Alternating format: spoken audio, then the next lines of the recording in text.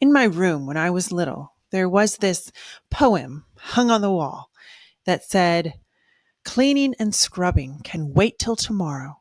For babies grow up, we've learned our sorrow. So quiet down, dust, cobwebs, go to sleep. I'm rocking my baby, and babies don't keep." But we know, since entering motherhood, we have done nothing except cleaning and scrubbing and dusting and straightening and picking up the mess of everyone in our home, but yet never actually have a clean home. Let's talk about this and what we can do about it.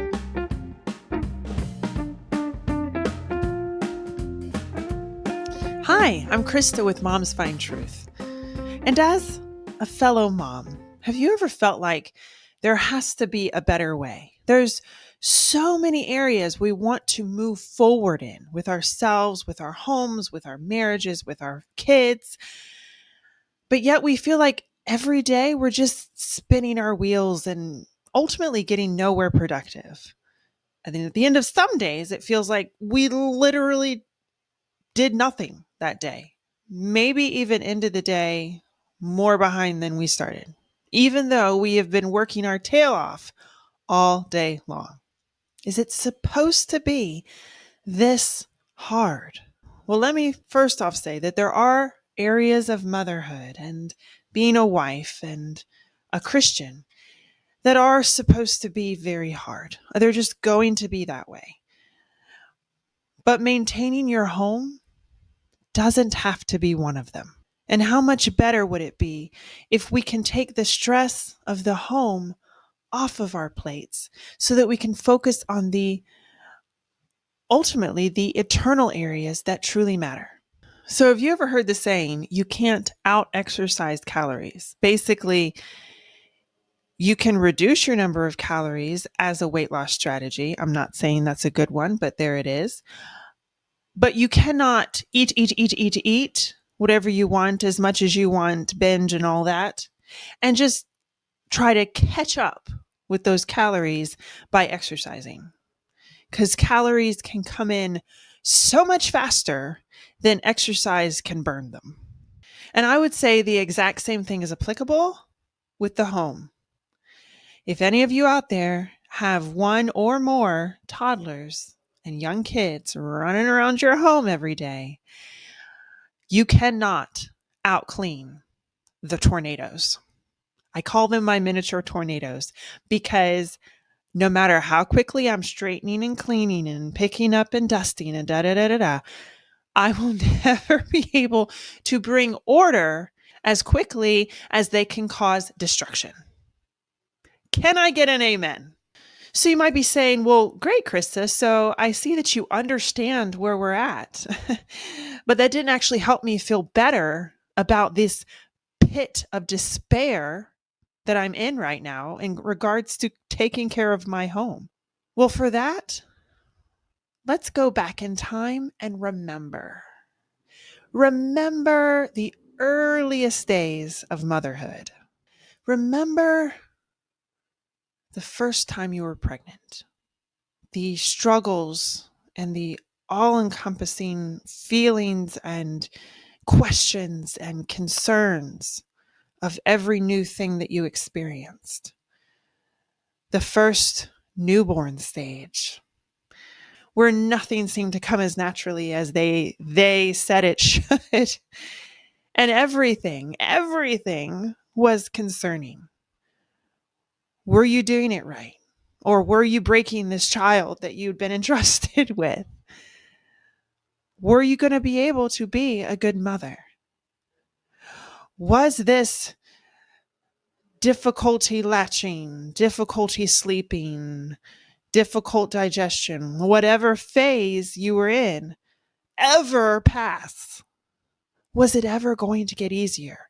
And in those moments, it was just all encompassing. It was everything.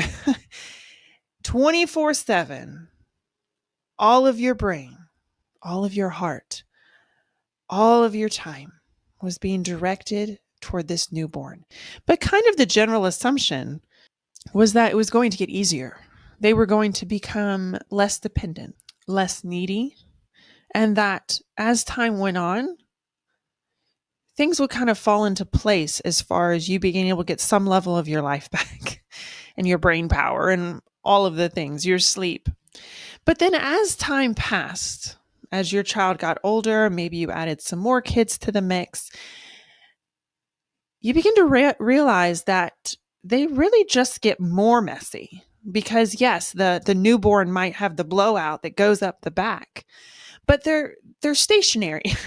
They can't go anywhere. And really they can't even like grab onto something to chew it, to break it, to chuck it, to whatever. They're just there. They cannot literally destroy your entire house. They also become more dependent in other ways. So yes, the newborn wants to be held all the time. The newborn needs to be fed every couple hours. There are certain aspects of the newborn that are incredibly dependent, physically dependent on mom. But once your child starts to get older, you need to start educating them. You need to start taking them places and doing things with them and really thinking through how to train them in the way they should go and start really feeling the weight of responsibility, not just to keep this child alive, but to mold their soul, to educate their minds, to prepare them for the future, to teach them right from wrong. And as far as the practicality of life, they might even become less helpful as the years go on. Because again, there is nothing that a newborn can do to help you. But they're also not destroying the area around you, as we mentioned. Whereas once the kids get older, they're destroying your entire house. They're quickly dropping nap times. You're running out of times to pick up the house. And you begin to just kind of live in a state of mess and chaos, out of control, where you feel like the entire house is working against you. Okay, so again, you're like, Krista, this is still pretty depressing. Okay, well, give me a minute. I haven't come here to be super depressing, but I have come here to be somewhat convicting. By the time I had 4 kids in 5 years, I realized that this pit of cleaning despair that I've been describing to you, most of you can probably relate with very well, is not caused by our kids. What? It's caused by us. We can't get frustrated or agitated with our children for not knowing something or doing something that we haven't taught them yet. As much as I can understand the stress and the chaos that you are experiencing right now, I can also encourage you with the fact that if taught well, your kids can be the best helpers and teammates ever, and also become your best friends. Outside of my husband, my children are my best friends. The ones I want to spend my time with, the ones I want to do everything in life with, including taking care of our home. And not only that, they're really good at it. The reason you cannot out-clean your home is because you are trying to out-clean your home alone.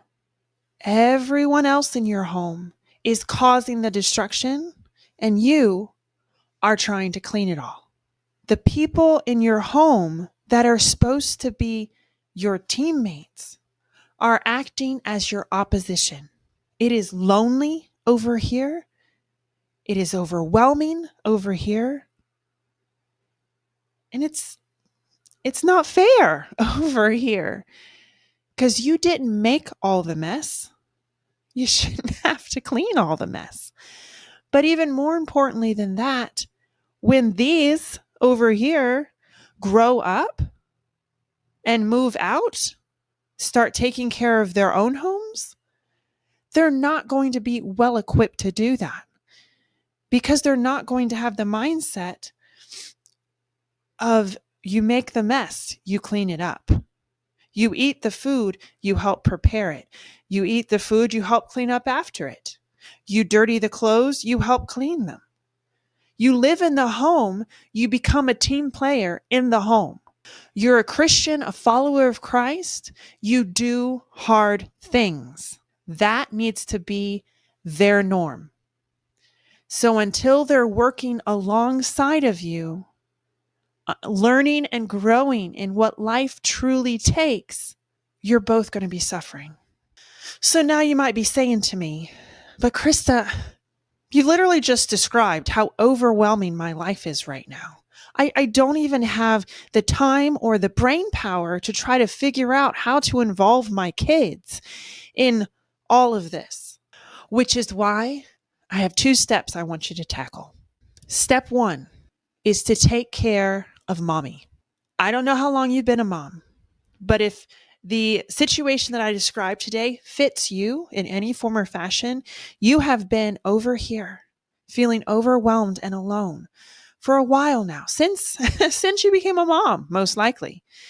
And mom to mom, when I say lonely, it is hard for any of us to truly verbalize how many areas of mommyhood you've been feeling alone, in feelings that you hadn't felt before becoming a mommy, in juggling so many different aspects of life and not really knowing how, in having so many questions but not sure who to go to for answers and just having to wing it, feeling more pressure and responsibility than you ever realized you would face. And you feel like you're doing it alone. So my first tip is to take care of you. And the best 2 ways to do that, number 1, always, is to spend time with Jesus. Find time in your day, if it's early in the morning, late at night, nap time, whenever, to get into God's word, to spend time refocusing on what truly matters.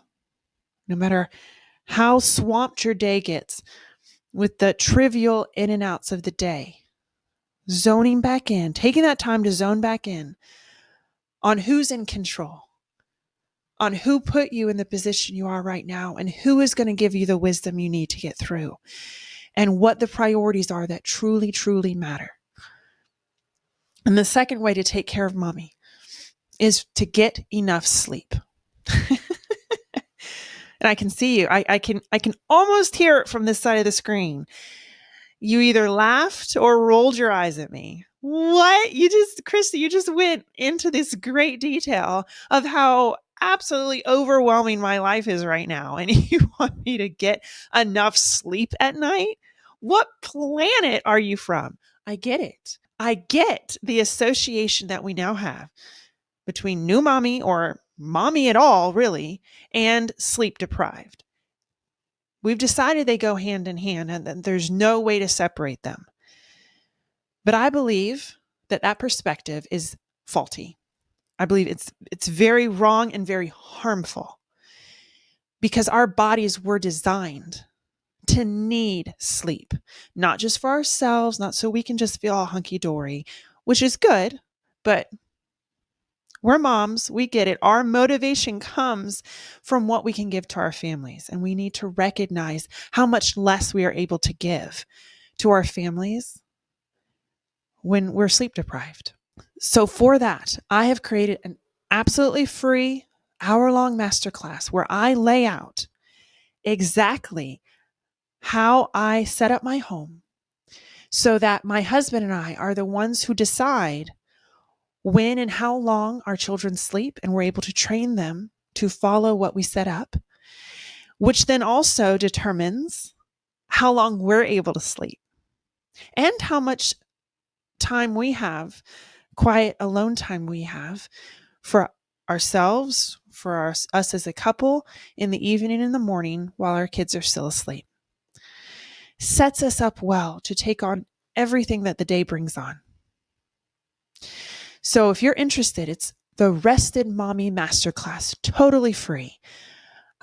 follow the link below. You'll send me your email. I'll take that email and send you the masterclass. And then step number 2. So first step, take care of mommy. Spend time with Jesus, get well rested. Step number 2 is find a like-minded mommy community. And ideal is a like-minded mommy community face-to-face in your area. But I'm fully aware that's getting harder and harder to do. So what I've done is I've created a like-minded mommy community that you can join. There is a link to the Moms Find Truth Facebook group below, and there is a growing number of like-minded moms there to encourage each other in that group. I would encourage you to join today. All right, well, that's all I've got. But remember, I'm always here if you need me. Bye.